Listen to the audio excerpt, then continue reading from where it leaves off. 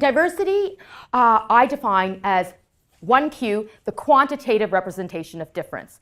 It's about counting how many women, people of color, people from indigenous communities we have, how many people we have from the LGBTQ communities, and more.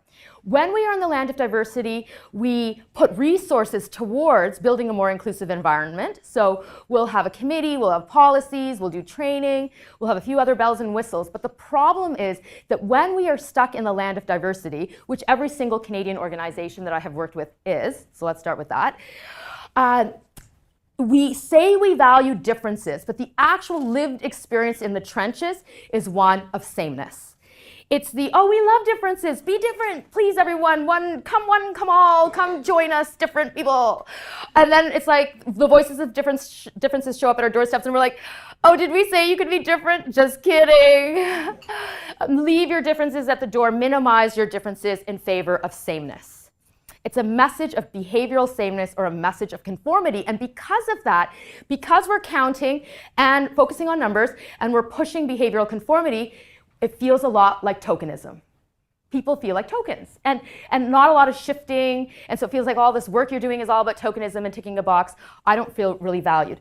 By the way, in the land of diversity, that's where equality, the concept of treat everyone the same, lives.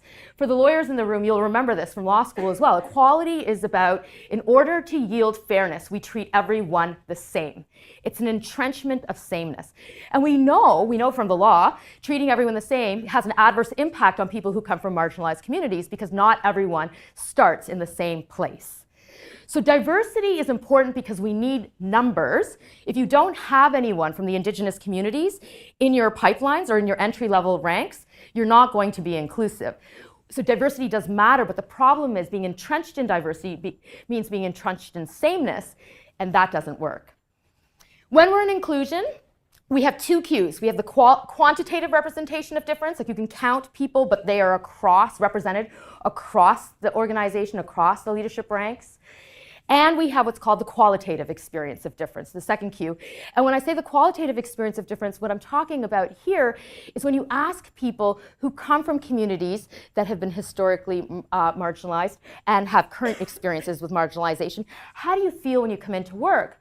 They'll say to you, I can bring my whole, true, authentic cultural self to work. I can do me, speak the way I want to speak, dress the way I want to dress, emote the way I want to emote, talk about what I want to talk about as it relates to my personal life, with good judgment.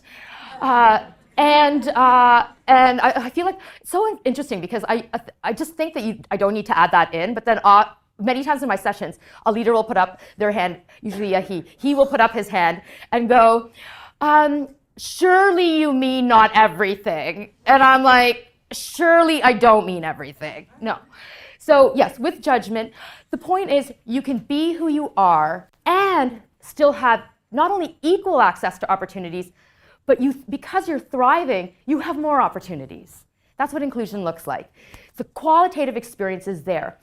Equity is about recognizing historical legacies and current or present realities of discrimination and oppression that marginalized people experience.